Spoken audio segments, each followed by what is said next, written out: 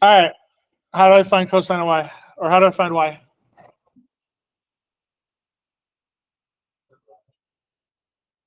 I can't divide. Yeah, I have to get the y by itself. How do I get the y by itself, though? Yeah, I'm doing the inverse of it. So the inverse cosine of y equals the inverse cosine of 0. So this side just cancels out, and it's y equals. What's the values of cosine that'll give you 0?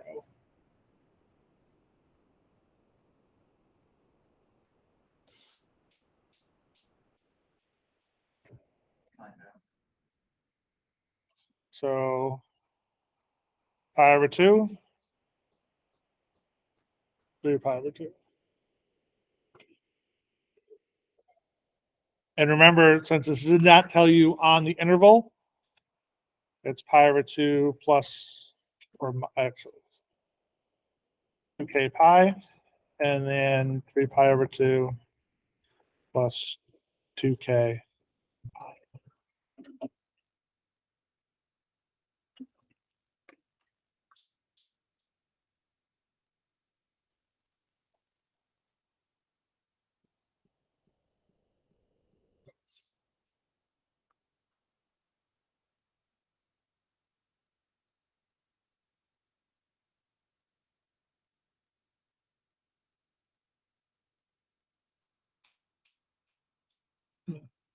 And actually, this one, I forgot.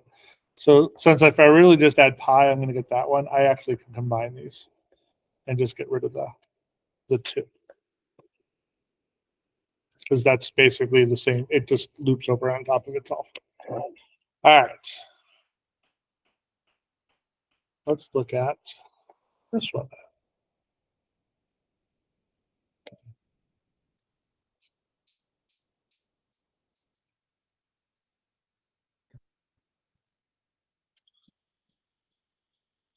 What makes this one different? There's 2 in there.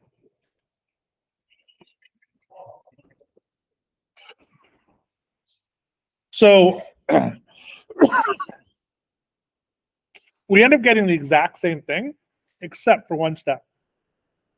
So in this one, it was the y. So I got y equals this. In this one, when I went through those steps, I ended up getting 2x equals pi over 2 plus k.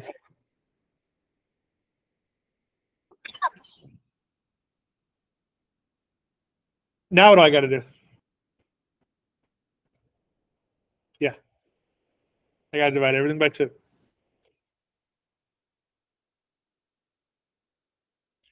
So x equals pi over 4 plus 1/2 k pi.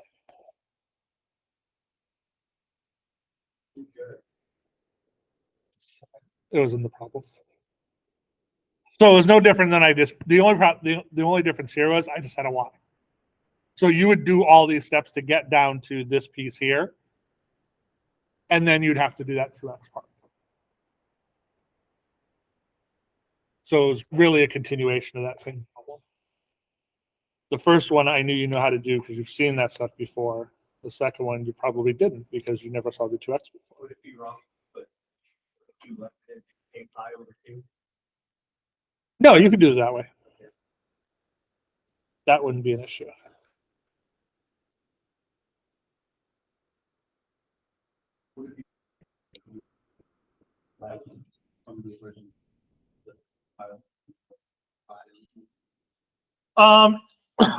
It shouldn't have been. I won't mark it wrong on the test if they put that. You would have had to have done your final answer here would have been pi over 4 plus k pi and 3 pi over 4 plus k pi. Because you would have had to divide both of them by 2. So, yes. Would that not be just pi over 5?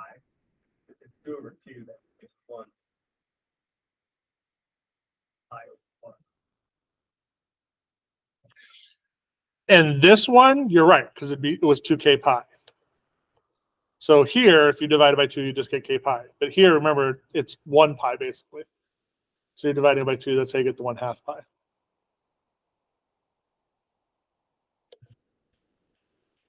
So yeah, either one of these should work, and I wouldn't have a problem with either one of those. I'm not sure on Alex's side though. All right, let's do one without a K.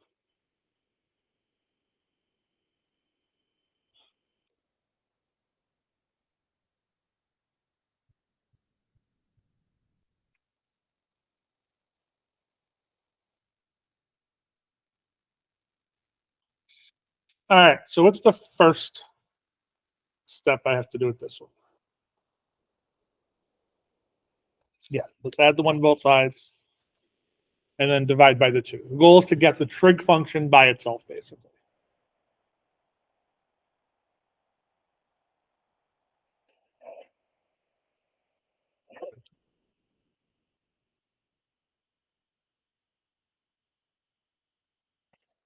Now I can get rid of my trig function, right? So I've got 2x over 3 equals cosine -1 of 1/2.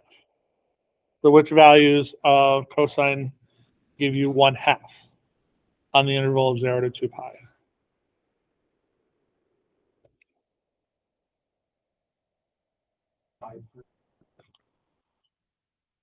Pi over 3. Is there another one?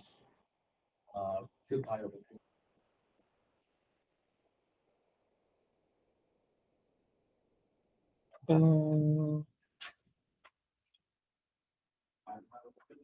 5 pi over 3.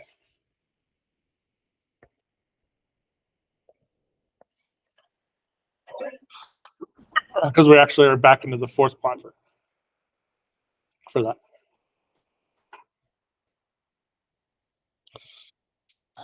All right. So I've got those 2. So now how do I get rid of the 2/3?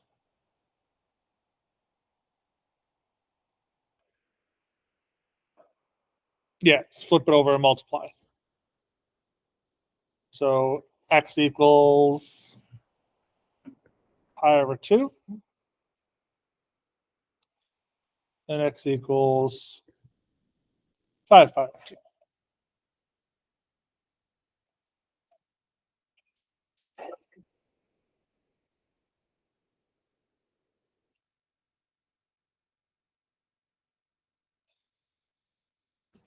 Questions at that point? Yes.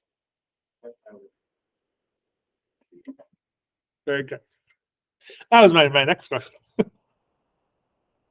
So, did we do anything wrong on the board? No. So, one of the things that's going to come up is that because you were originally solving for, yeah, tickle in the back of my throat. You originally were solving for where cosine is that value between 0 and 2. But once you take the value, the number in front of the x, and flip it over, you're now expanding that. So I get pi over 2 and 5 pi over 2. Those are both correct answers for x. However, we are only looking between 0 and 2 pi. So in this case, the only answer that's going to work is the pi over 2, because 5 pi over 2 is outside of that value. Okay? So if we looked at, let's show you.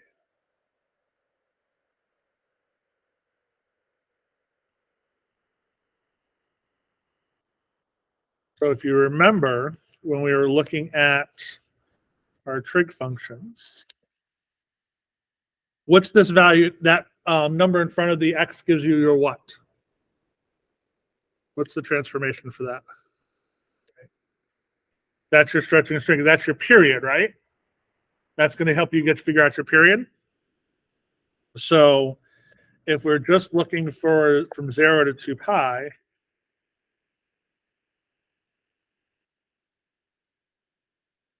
you'll notice that this function doesn't complete itself. It's going to complete itself a little further out at 3 pi. Okay. So If that number in there is less than 1, your function stretches. So you're not going to use all the values you're going to find between 0 and 2 pi because some of them are going to pop outside of that pi. What's the opposite of that, though? If they're greater than 1, it's going to shrink, correct? Which means I'm going to have to find more values than I would have originally because I'm going to have more values that are going to show up between 0 and 2 pi. So if we took the same problem and we're going to do cosine of 2x equals 1/2. Look at this one. This one. So I'm still going to have my same values of x, right? I'm still going to have, what was it? Pi over 3 and 5 pi over 3. So pi over 3 and is 5 pi over 3. So now I'm going to divide by 2, and I get x equals pi over 6, and x equals 5 pi over 6, right? Okay.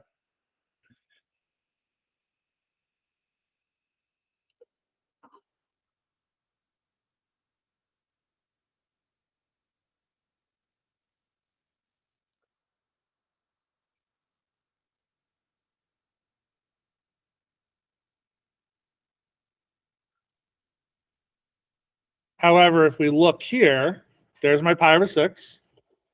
There's my 5 pi over 6.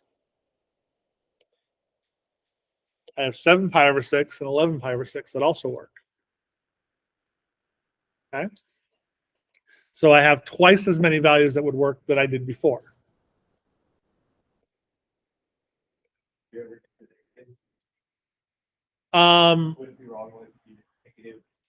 Well, the goal of this one's between 0 and 2 pi, so you wouldn't want the negative side anyway. If you're going to look past the 0 to 2 pi, it's going to be the k version of it, and that's going to take care of your negative ones anyway. So I have 2 extra values that I got to deal with. So your key, when you're looking at this right there, that tells me how many times out of the circle you want to go.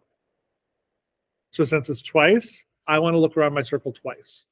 So yes, I have pi over 3 and 5 pi over 3, those values. Let me make this a little shrinker so I can put the other 2 values there.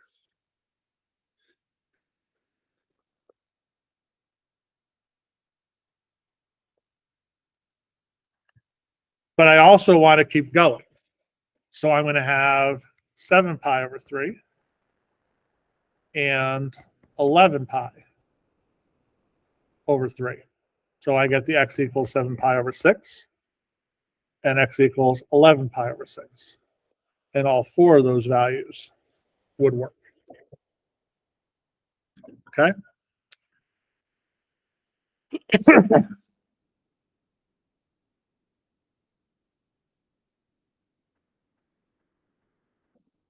that make sense?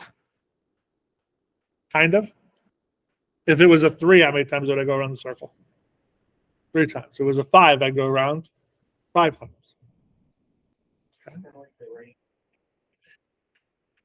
It's stretching your domain. Because remember, you're looking. So remember, this number in there is going to either stretch or shrink it. So if it's less than 1, it's stretching. If it's greater than 1, it's shrinking. So between 0 and 2 pi, it's rotating twice. It's going to have 2 rotations in it. Where on the unit circle, you're looking at 1 rotation. So that means you got to look at the second one to get all the possible values in there. So if it was 5, it's going to go up and down 5 times. So your electricity that comes out of the wall, that's a 60. That means every second it goes up and down 60 times within 1 second. Okay? So these lights are actually flickering. They're going on and off 60 times a second. Why is 60 times a second so important? You can't visualize it with your eyes. If it's less than 60, you can see it with your eyes. If it's greater than 60, it doesn't matter. It just takes more energy to produce it. So that's why they said it's 60 hertz. Your TV, your original televisions were at 24 hertz, but it didn't matter because your picture was moving. So they did 24 hertz. It was 24 frames per second, so that your animators, when they were originally creating your cartoons, had to create 24 different pictures for every second of TV that was on the air. So it cost time and money to produce those. So what they typically do is they had transparency sheets that would go over it, and as it would change, so the background wouldn't change, just the other ones were. So if you're a Disney fan and stuff like that, you look for the transparency sheets, and you'll get just the character that was drawn on it as it was moved. Those actually are worth a lot of money. Your TVs now, because everything's digital, it doesn't matter. That's why you have your 60 hertz TVs, your 120 hertz, and stuff like that. Your broadcast is still less than that. Your TV does the transition to make it more fluid on the screen, so you don't necessarily see those artifacts and stuff. So, but yeah, it all comes back to that number right there. All right, let's look at another one.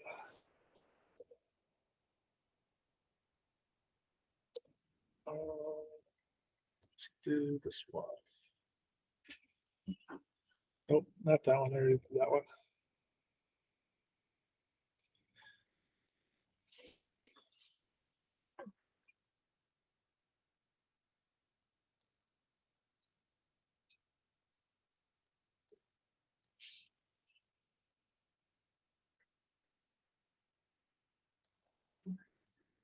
All right, so I got this one.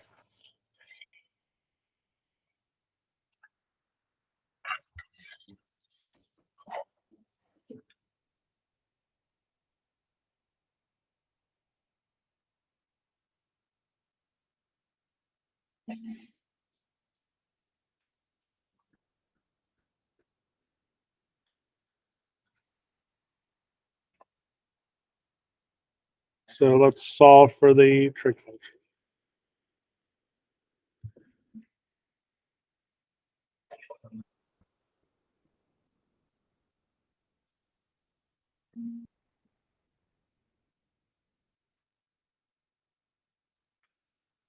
What's cotangent?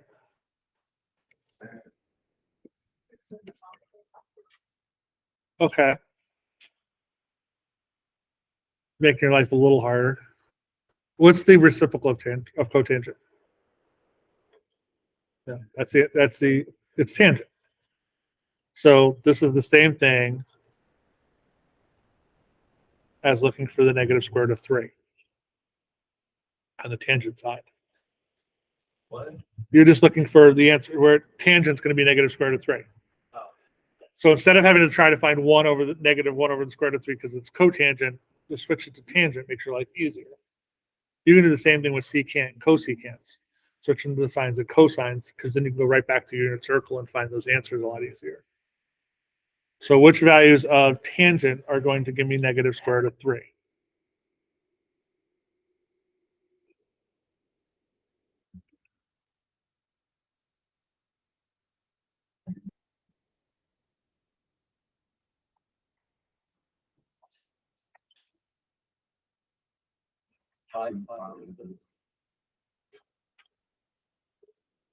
So we've got 2 pi over 3 and 5 pi over 3, right? 5 pi over 3? 5 pi over 6? Yeah, you're right. No, not 5 pi over 6. Because it's got to be in the fourth quadrant.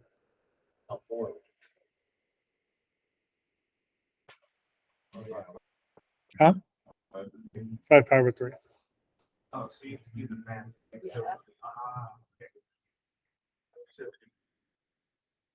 All right, so here, I'll show you a little trick.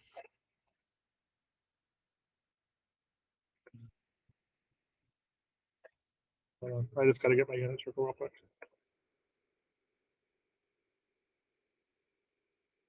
Remember, tangent goes from negative infinity to positive infinity, correct?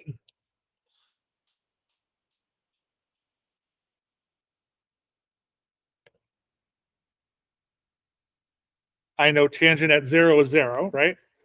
And I know tangent at 1 here is undefined, correct? So it's getting bigger. I know tangent here is 1 because they're the same, right? So this is going to be square root of 3 over 3, and that's got to be square root of 3. Because that's bigger than 1, that's less than 1. And those are the only answers that it could possibly be.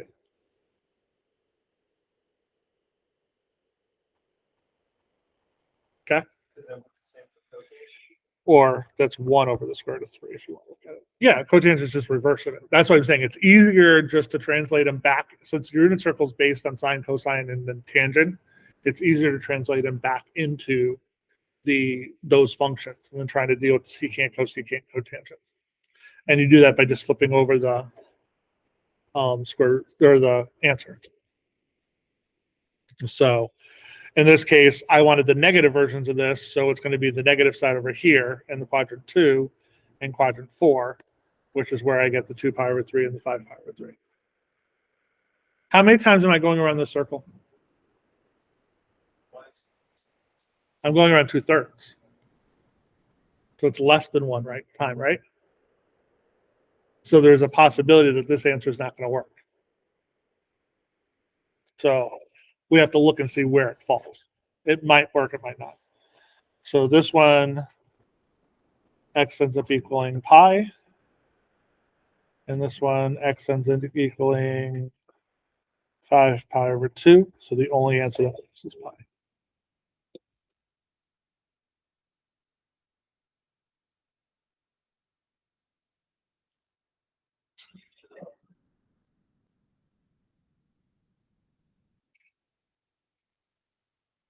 All right, your turn.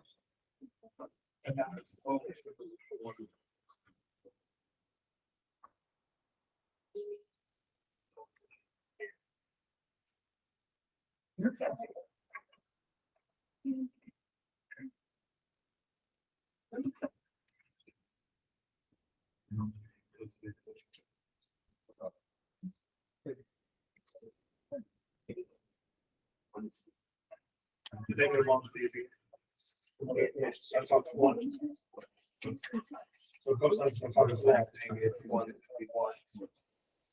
And then negative one. So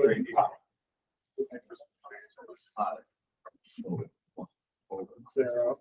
So it's 1, 0, and doesn't.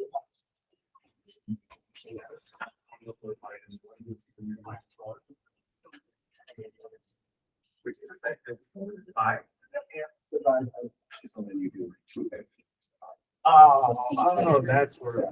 Yeah.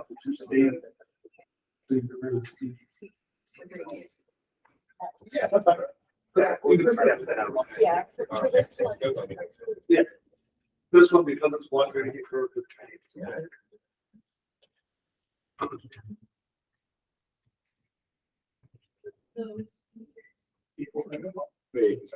Well, one over the coast really didn't matter.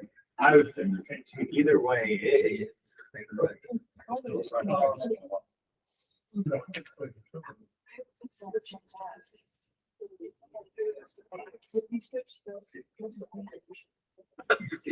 So far. That's right.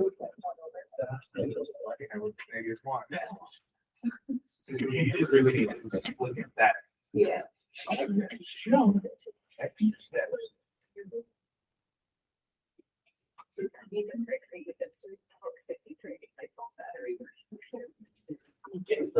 Well, I wasn't thinking about it. Because he gave it to me during the test. Oh. Yeah. Yeah. So that's why you can come in there to that. I did it online. I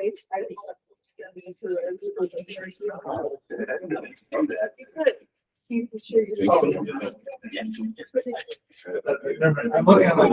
Yeah, you're right. You're missing one. You take. I did it. Online.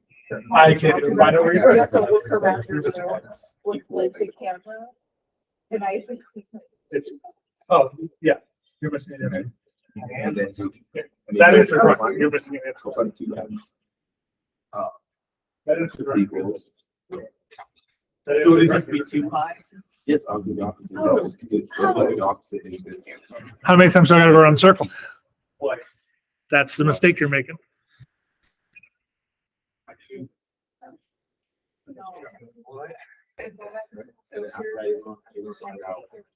What?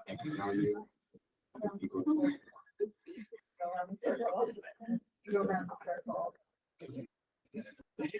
All right, so step one, get the trig function by itself. This is part of the trig function, so you can't break that 2 out. I did see that on a few people. Divided by 2. You can't divide by 2 yet. Think about a trig function just like a square root. I can't divide both sides by 3 if I have to get rid of the square root part first. Same concept. Okay. I then change my secant to cosine, makes my life easier. -1 flipped over is still -1, so it doesn't really change anything.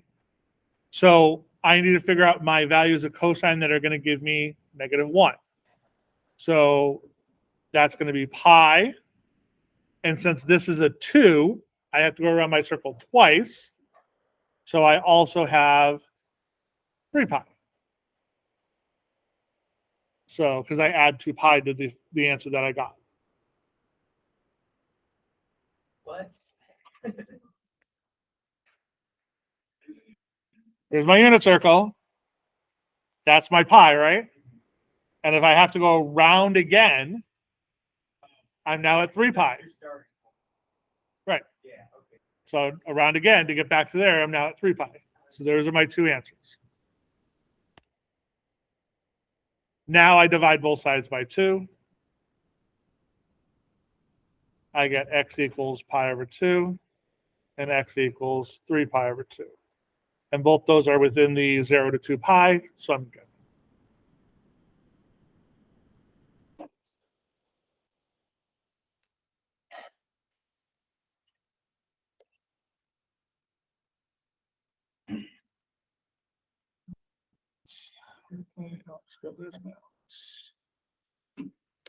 You have the unit circle. I have the first quarter of it memorized. Everything else I could figure. Once everything you can figure out is from that first quad. Mhm.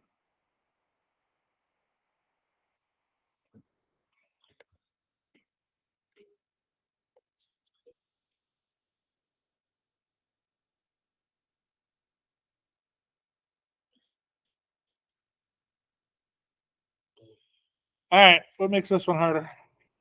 Yeah, two things in it instead of one thing. Sign's negative, yeah.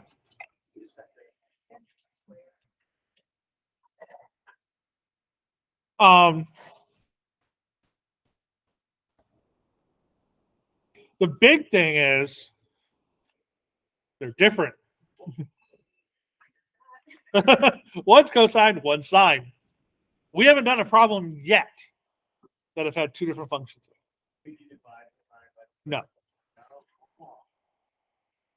What rules do we have that allow us to change things?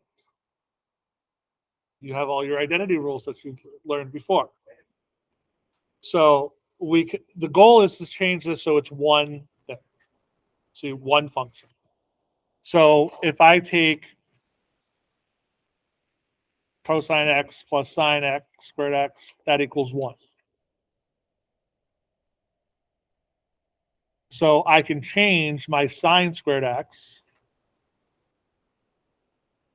to 1 minus cosine squared x.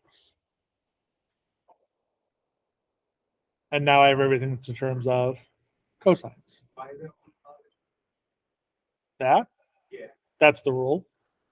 That's the Pythagorean identity. That's just the rule. That's one of those wonderful rules we learned when we were doing the proofs.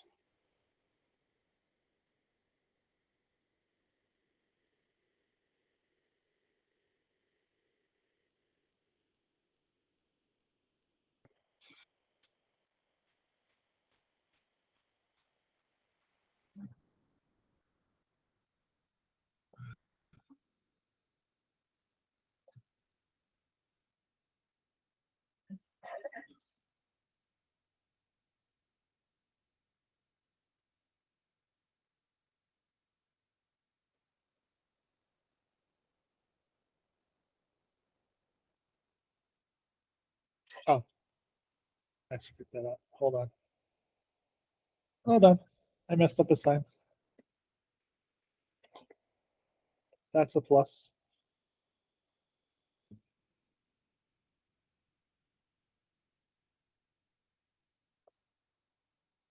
That's better.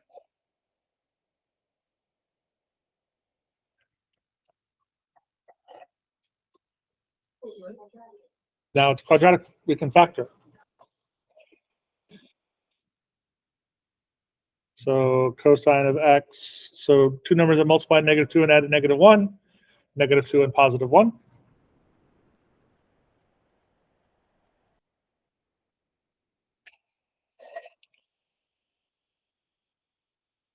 So then I have cosine of x equals 2 and cosine of x equals -1. Can cosine of x ever equal 2? No, so that one doesn't work. And which value of cosine of x equals -1?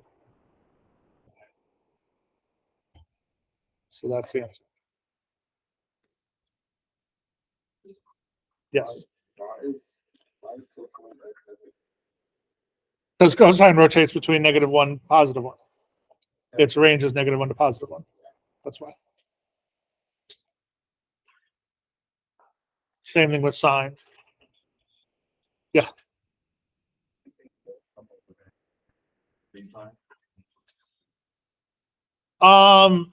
These you won't have to worry about. So the only time you have to worry about that is if the x is multiplied by a number.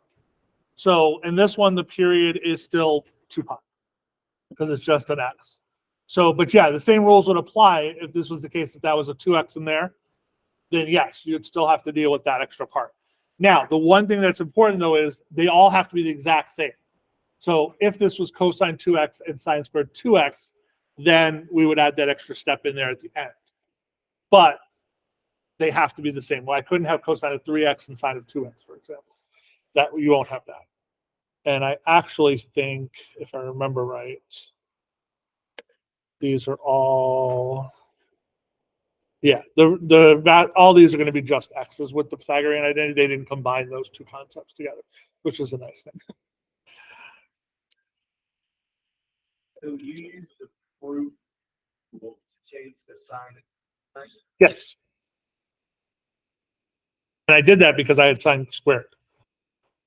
So So- in order to do that, you factor out the -1 on both sides. No, I just replaced it. I took this and replaced it with that.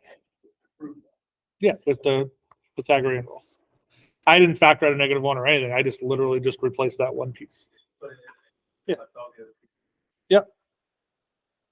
And then I distributed the negative sign and did all the rest of that stuff to it. All right, that gives you -2. Yeah, because I had -1 and -1. All right, your turn.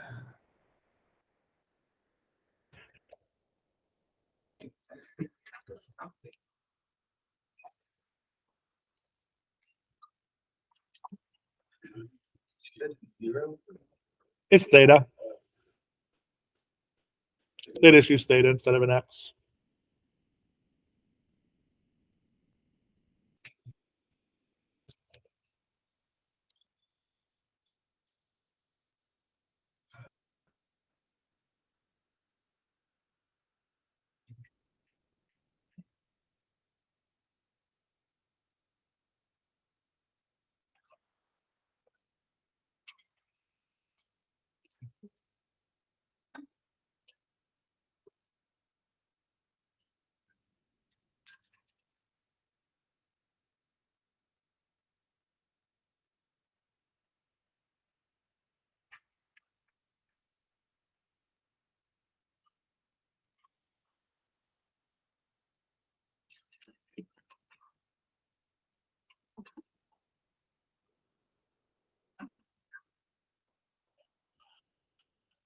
You always want to change the trig function to the one that does not have the square on it.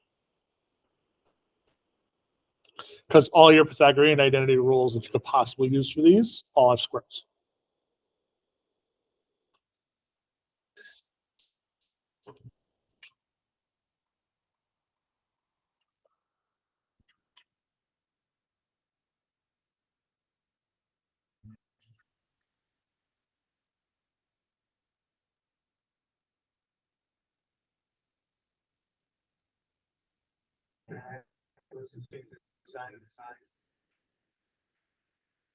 Which one's the one that doesn't have the square? So all my trig functions have to be signed for me to do this problem.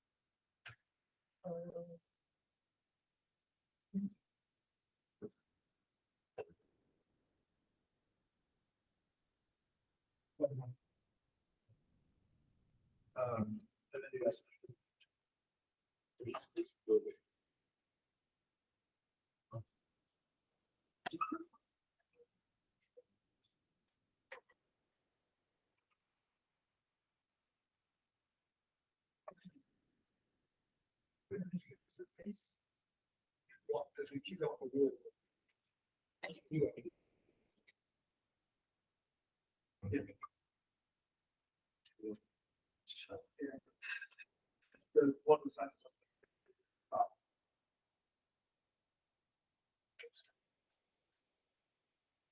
We're gonna use the station for this one. The last.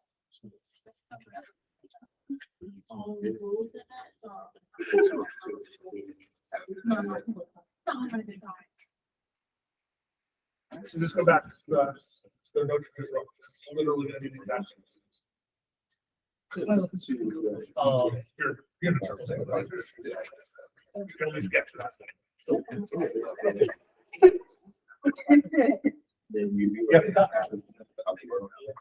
Yeah, you can do that. I would do that first. I always try to move things so that the square. I started to get a negative one. Put it all on one side. Everything on one side. And then you'll have a quadratic. No, but then there's something. So we're. You'll notice the hardest part of this stuff is literally manipulating your equation.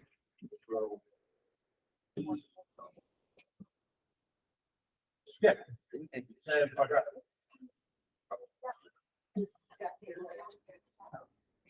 Factor. Or you do quadratic form. You do need to have to equal. AC. Yeah.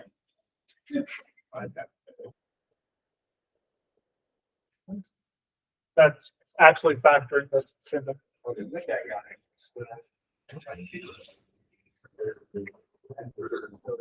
What do we got? Let's see.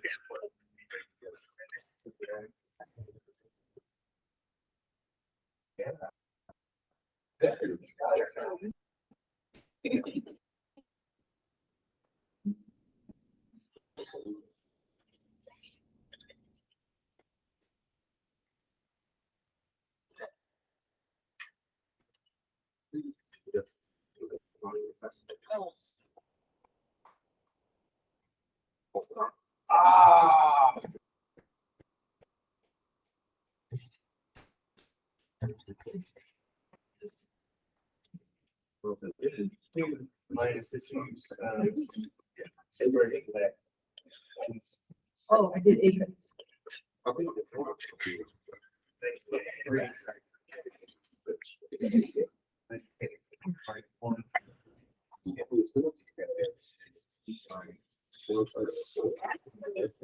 So you should get, before you do your quadratic, you should get 2 sine squared theta plus 3 sine theta plus 1 equals 0. Or all negatives, if you have it on the negative side.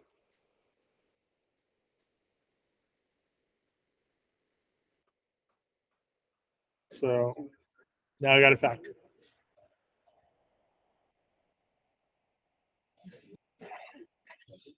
So we've got 2 sine theta plus 1, and then sine theta plus 1.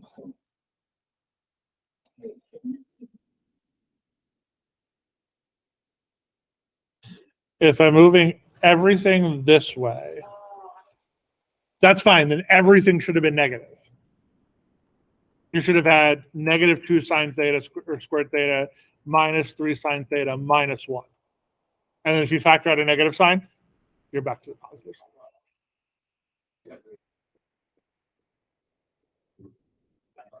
So this is a 3. Did you forget to distribute that? 2 times 1?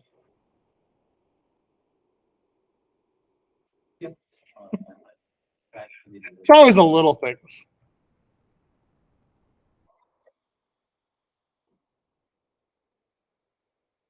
So then we get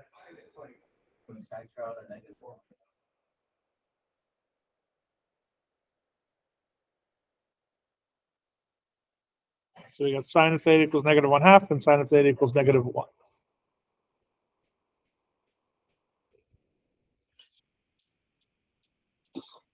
So we get negative 1/2 is 1/2 is pi over 6.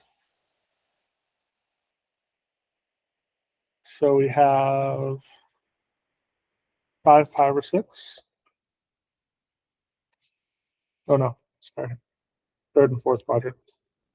7 pi over 6. And 11 pi over 6. And for the negative 1, we have 3 pi over 2. Yeah, 3 pi over 2. So those are my three answers.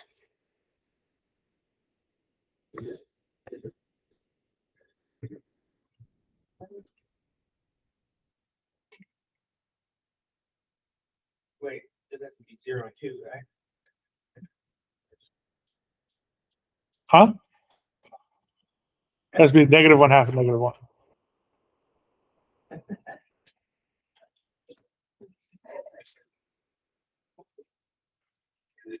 One thing I will tell you, and it doesn't always work, it actually, the majority of you guys are actually really good at this. Try to organize your notes. Like when you're trying to do your problems out, organize it out. The more messy your notes are, you might be able to catch it all. And I don't even care if I have to catch it all. The problem is that it's really easy to lose a sign. It's really easy to lose a number when you're jumping around to different things. So try to keep it as organized as possible. This way you won't lose things. Okay. And I was helping a girl this morning and her notes were everywhere when she was trying to do the problems. And almost every single problem, she lost something. So it's like, it's organization really does help this stuff. And that's really kind of where the proofs and stuff come in. It's like that organization of doing it line by line by line by line really does help. All right. Next one.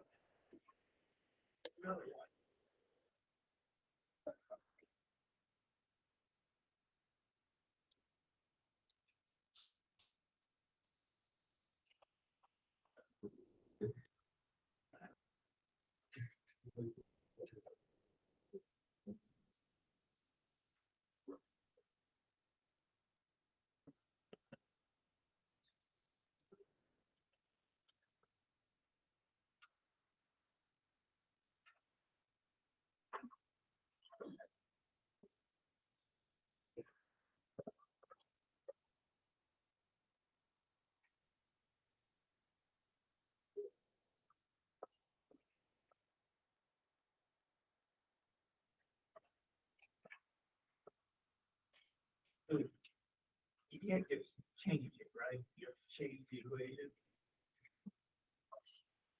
What do you mean? So like, you know how for proofs you could just put the one or whatever, sine squared. For this one, you can't just put that into sine squared. I have to have, so yes, I could just change my sine squared to whatever 1 minus cosine squared or whatever it is, but I have to have a sine squared first.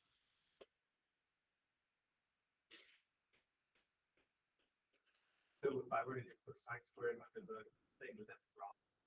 I don't have a sine squared in my problem first.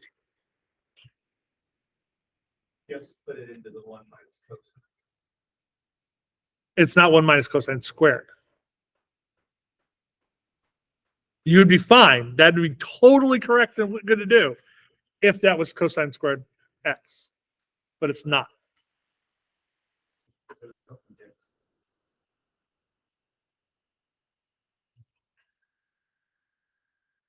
It's not. It's using the same rules that we've been using. It's not different. They're not doing anything different. That's why I didn't actually go over it. So, Thank you.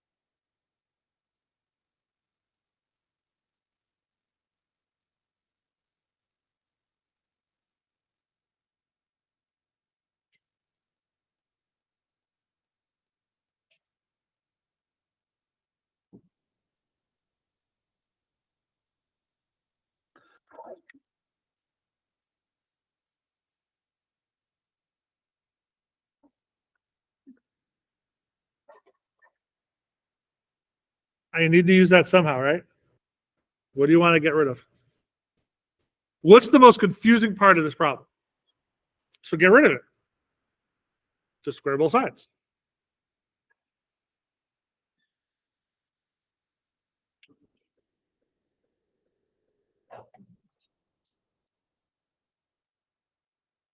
Okay. So it's when you're looking at a problem, look at what's screwing you up and figure out a way to get rid of it. Like fractions, hate fractions. Get rid of it. Multiply by a common denominator. Gone. Square roots, square it. Okay. It's like figure out what's messing you up and get rid of it. Now I got a sine squared and a cosine x. Which way am I going? I'm going to change, right, I'm going to change everything to cosine because you wanted to change it to the one that doesn't have the exponent. So this becomes 1 minus cosine squared x equals 1 minus cosine x.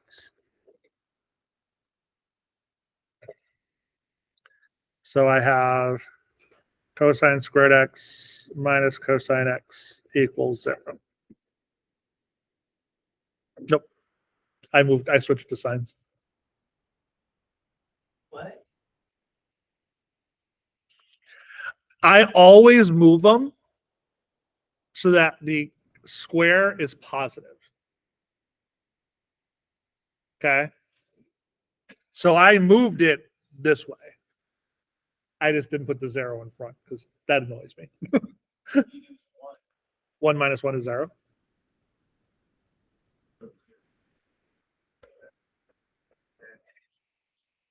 Now I can pull out the cosine x.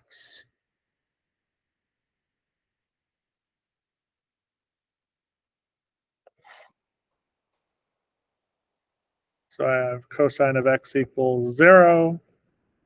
So x equals pi over 2 and 3 pi over 2. And I have cosine of x equals 1, which means x equals 0.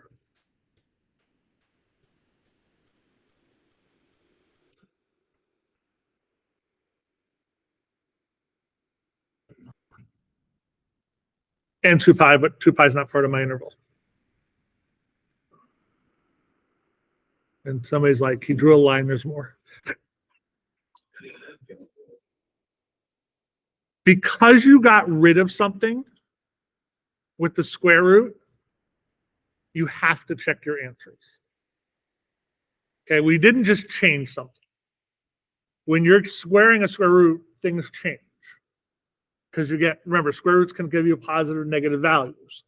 So by squaring it, you kind of get rid of that information. So you do have to check your answers because not all answers are going to work. Go back to your original problem to do this. So if I check x equals 0, sine of 0 is what? 0. And then I have cosine of 0 is 1. So square root of 0 is 0, so this works. So 0 works. If x is pi over 2, sine of pi over 2 is 1. Cosine of pi over 2 is 0, so square root of 1 is 1, so that works. Because it was pi over 2. Oh, for the 0. No, I did the 0. X equals 1. It's not x equals 1. X equals pi over 2. Right, because sine of pi over 2 is 1. And then 3 pi over 2. Sine of 3 pi over 2 is negative 1. Cosine of 3 pi over 2 is 0. So this is negative 1 equals positive 1, so that does not work. So the answers are 0 and pi over 2. Yes. Yes. if we take the square root. If they give you the square root, it's whatever sign they give you in front of it. That's actually the important piece when you're looking at it. That's why we have to check them, because by squaring it, we have eliminated that information. So if it was x squared equals 5, I would have plus or minus the square root of 5 because I would taking the square root of both of them. I would need both answers. Since the square root's already in the problem, we assume whatever symbol's in front of it is the answer that they want. So if they want a plus or minus, they would have put a plus or minus in front of the square root. Good question.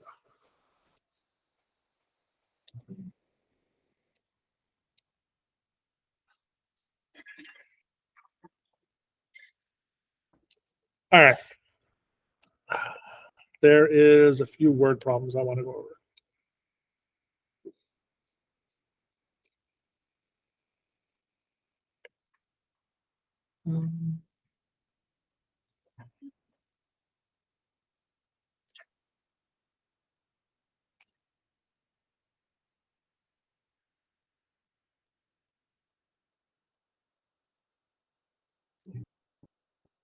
So there are a few word problems in these, or application style problems, or real world problems. I figured I'd go over a couple of them, the ones that you have left, so because I haven't really gone over those yet.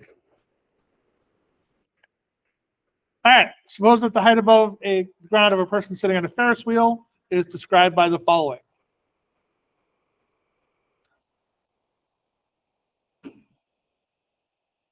I learned something new the other day. Normally, when you say like a ride, you say roller coaster, you're not capitalizing the R. So why is Ferris wheel always capitalized?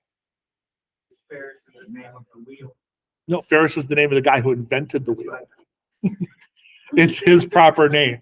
That's why it has to be capitalized. Because I just did a bunch of these problems for a pre-calc book I was writing, and like I'm like, why does Ferris keep wanting to be capitalized? So I looked it up. That's why. What's his full name? I couldn't tell you. Oh. I don't remember that much. Yeah, Ferris Wheeler. No, Maybe just Ferris wheel. Yeah, I honestly don't know.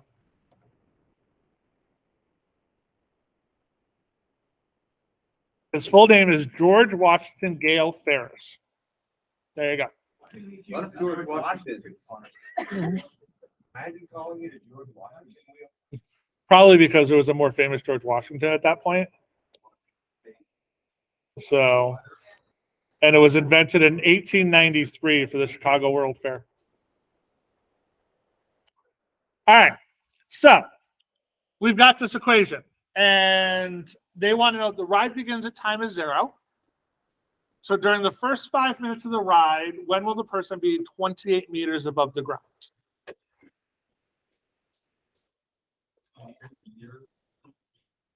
So no, we just t is 0 means it's starting. The ride starts at time 0. So we're looking for the values when t is between equals 0 to 5. So that's basically my domain. We want to know where he's 28 meters above the ground. So we have 28 equals 18.5 minus 16.4 cosine of 2 pi over 5 t.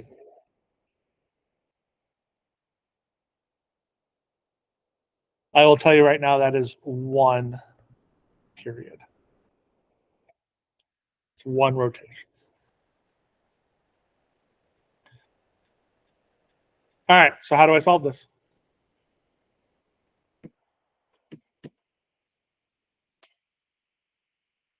Got to get the t by itself. So I got it. So the goal would be to get the trig function by itself first, so we could deal with the trig function. So I've got to get rid of the 18.5 and the negative 16.4. So 28 minus 18.5 is 9.5.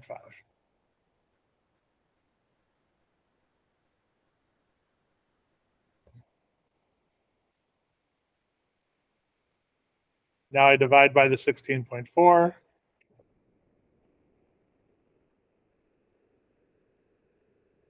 feels like a.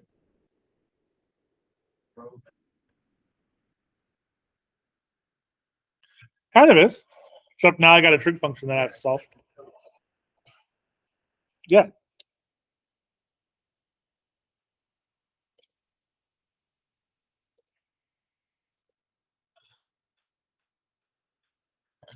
All right. So when you're doing these problems, you do not need the exact answer. Okay.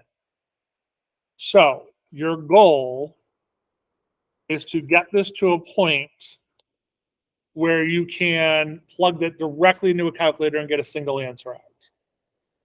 Okay. So we've got this problem right here we're still on.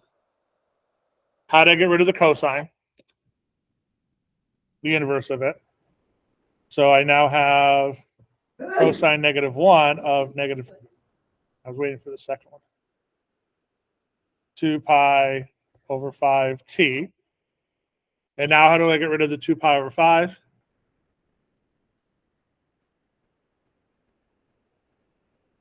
I'm going to multiply both sides by the reciprocal of it. So I have 5 over 2 pi times cosine -1 of negative 9.5 over 16.4 equals t.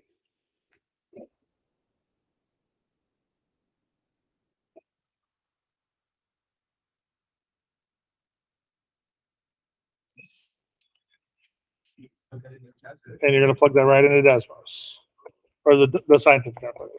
So is it have to like from the Huh? so No, these are not going to be from the unit circle. So you just need to remember to throw that in. All right, so what's wrong? How are you gonna spin? Yeah. 99? Right. It's how's it gonna? It's obviously 99 is not going to make sense, right? It's in degrees. Switch over radians. Okay, like those are things that will show up. And it's like look at the answer. This answer doesn't make sense. Oh, I forgot to switch to radians. Okay, so I got 1.74.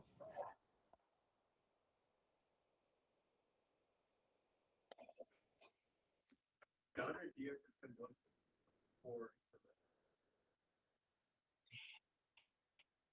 No, I do not have to put 1.74 into the equation, but I am not done.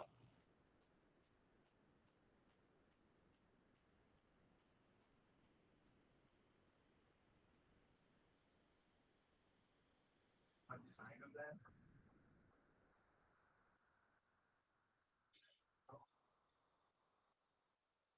that. There's gonna be another point. If I went up, think about this for a second. You're on a Ferris wheel, right? It's 20. If I'm going up 28 feet in the air, I'm at 28 feet in the air. I'm going to be at 28 feet in the air again, somewhere, right? So your cosine repeats at pi, right? You add pi to it and you get the other side. So I have to make one change to this function. I have to add pi to the cosine value.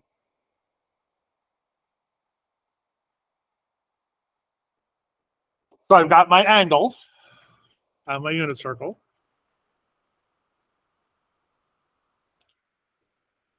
So actually, I'll let you write that down, and then I'll show you why.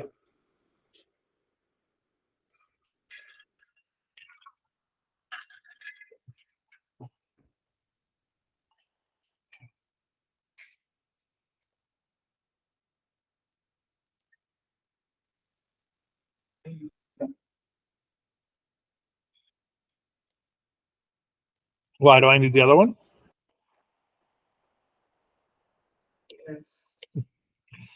All right, let's look at this.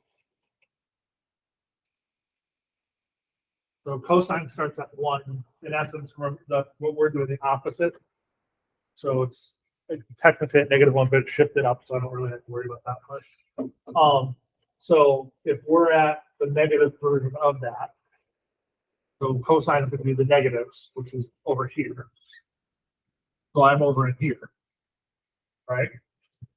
Where else is cosine negative? Over here. That's exactly pi across. So if I add pi to whatever value is over here, I'm going to get the value over here that's going to be the same one. That's why it's at pi plus. I have to do that in essence before, actually, I'll show you this one. I have to do that here. So this step right here also is the pi plus the cosine -1 of -9.5 over 16.4 equals the 2 pi over 5t. So I've got to do that before I've done my multiplication division. So I can't just take my final answer and add pi to it because I'm adding pi to the angle, not to the actual time.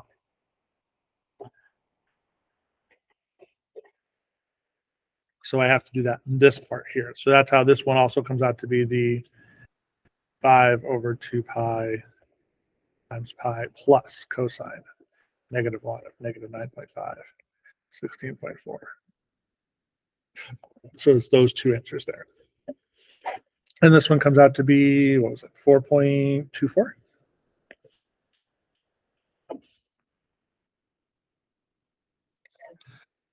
So those are the two answers. And that, like, if you're thinking about, the nice thing about a word problem is it should be realistic. Okay? If my ride's going to last 5 minutes, where's the middle of the ride? 2.5. About 2.5 minutes, right? So it makes sense that I'm going to hit 28 feet before that point, and 28 feet just after that point, and they have to be about equal. If you look at 2.5 in the middle here, those are exactly equidistant from 2.5. Yeah. Huh? Could have.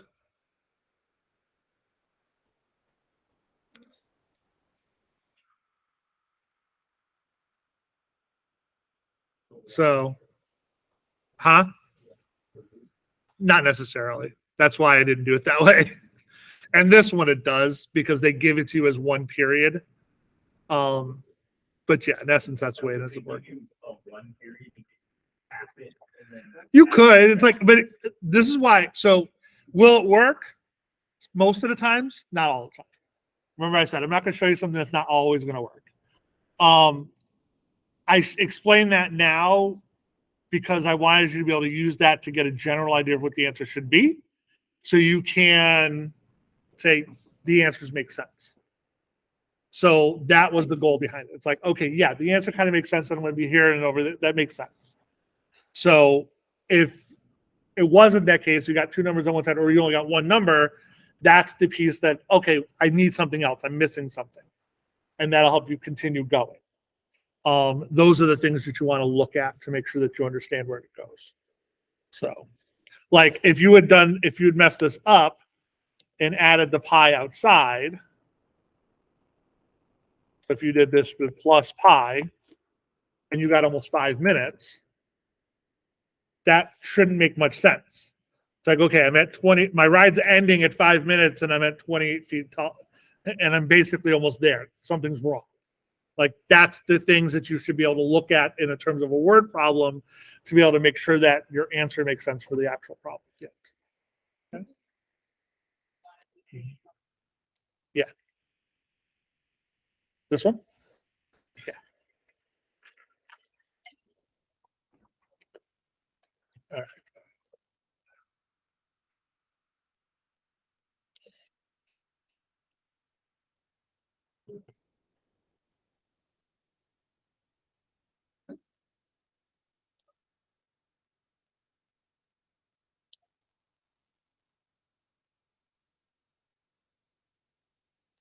Alex is getting cool. They're adding like actual movable grass in the problem.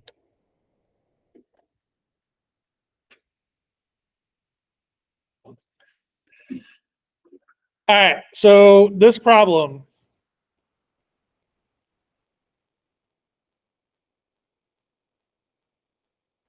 Child watches a sailboat through a coin-operated telescope that's 50 meters above the bay on a cliff. The angle of depression from the telescope to the boat is theta. At time equals 0.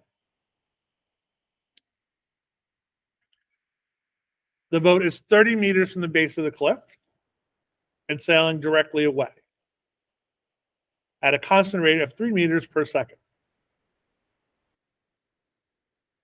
The distance x between the base of the cliff and the boat is given by x equals 30 plus 3t.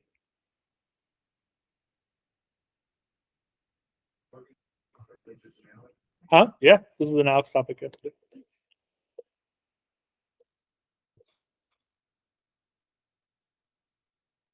Now you're like, who cares? Like, the kid's not going to figure this out. You're right. However, we were talking about astronomy before. What happens as time goes by in the night sky? Everything moves, right? So if you want to take a picture of a specific star, okay? Hey, like if you're looking at a telescope, you're looking at things that are far distance, right? So the amount of light coming, it's not a lot of light. So if you just take your iPhone, take a snapshot of the sky, you're not going to get a ton. However, if you take a snapshot of the sky and keep it a long duration, so you're taking all the light that's coming in for the next minute, you're going to get a lot more stars because you're going to get a lot more light coming in. However, during that minute, everything moves. So you have to move your camera with the actual night sky to keep the night sky perfectly still. So while this isn't something that's used very often, like the kid's not going to do this, the opposite is true of astronomers and things. They actually have to keep the telescopes actually moving during the night to keep one thing in perfect sync in that telescope so they can take a picture of it. Great example of this is when you look at for the eclipse. So what is it? April, what day is it? Hold on. It is. It's actually, I just can't remember what day in April it is. 8th. You were close. April 8th is the solar eclipse that you'll be able to see up here. Like if you go to like upstate New York, Vermont, you'll actually be able to see a total solar eclipse. If you have the opportunity to go do it. Okay? It is, if you've never seen one in your life before, it is definitely something you should go see. And you'll see basically it's in essence, you feel like you're standing still, but everything's moving. The moon is actually the Earth is actually rotating into the path of the sun, and you actually see it covering up and blocking out the sun. When it's total eclipse, which means the sun's completely blocked off, you can actually take off the glasses and look directly at it. It becomes like dusk at night. Like you'll hear insects chirping, everything. It's like it becomes like it would be at night. And it's a really, really cool experience. I got to see the one in 2018 down in Tennessee. So definitely something to do if you can. I won't have class that day. I think it's a Tuesday. I will cancel class because I'm driving up to Vermont to see it. So Which Tuesday? it's April 8th. I can't remember which day of the week it is. It's April 8th. Beyond the foreseeable future. It's yes. It's a Monday actually. So it's Monday, April 8th. I thought you were going to say the 21st. No, I already canceled that class. All right. So we've got to figure out how to find theta for this. So what's the first thing? We have our triangle, right? We have our triangle. How's the triangle going to help you do this? So we're looking for the formula for D, correct? We know that's 50. That's not going to change, right? This is changing, correct? That is 30 plus 3t.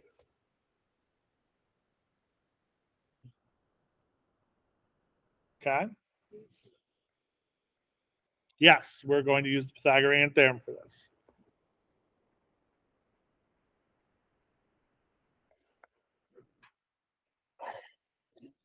So the Pythagorean theorem, we've got x squared plus 50 squared equals d squared. And x is the 30 plus 3t.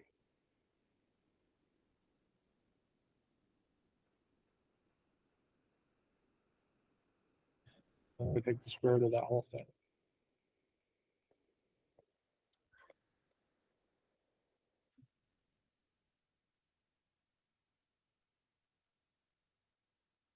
You can leave it like that. You do not have to simplify it down.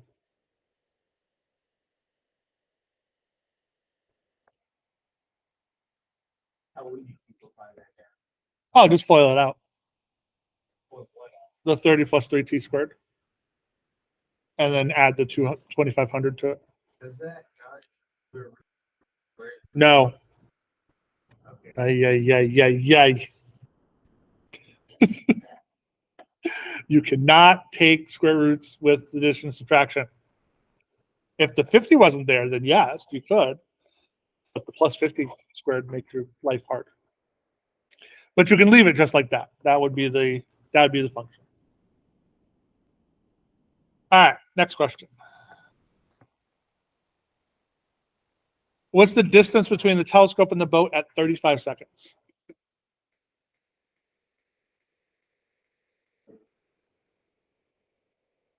Just going to plug 35 in.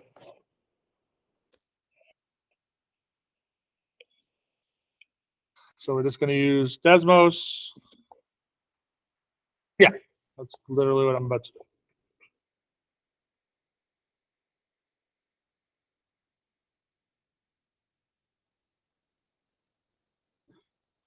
So just type in the function with 35.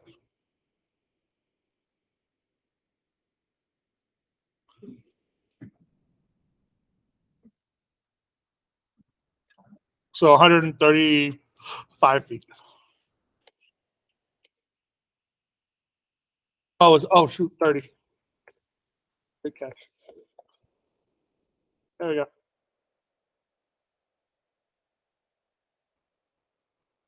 So 144 feet.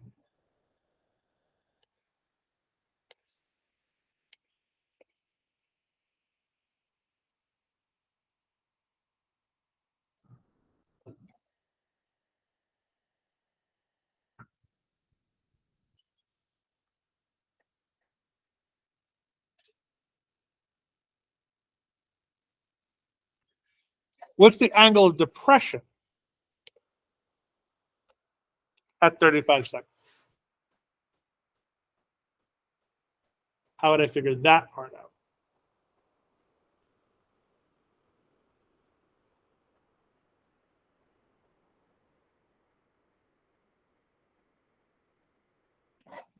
Looking down. Angle of elevation is looking up, angle of depression is looking down. So what are you looking for? I'm looking for the angle, right? I'm looking for that. I'm looking for it at 35 seconds, correct? So what did we just find? I found distance, right? 143.96. That's that, right? I also know this. I could just plug 35 into there and I would have x equals 2, right?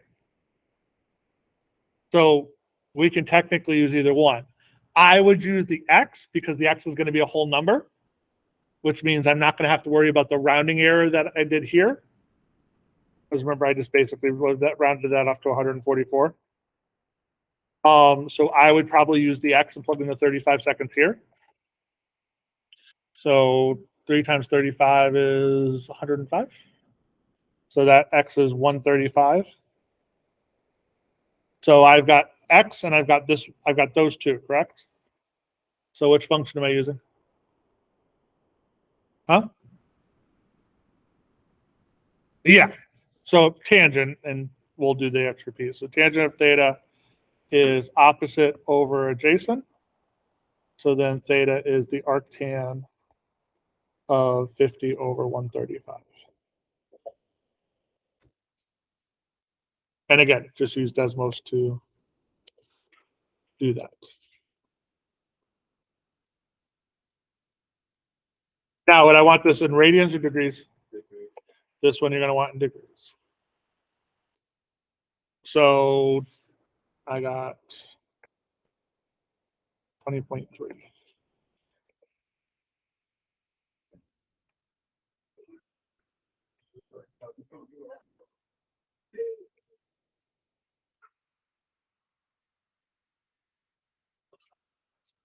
So the theta is 20.3 degrees. Okay. So it seems like a really complicated problem, but it's really not. So what your astronomers have to do is actually figure out how the angles change it. And then they program that slow movement into the telescope. So the actual telescope rotates. Or actually, the entire dome actually rotates.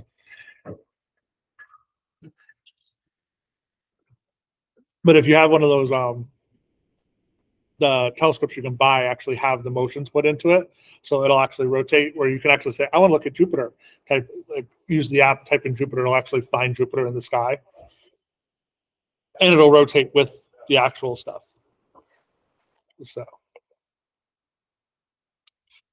all right. We are done with chapter 7.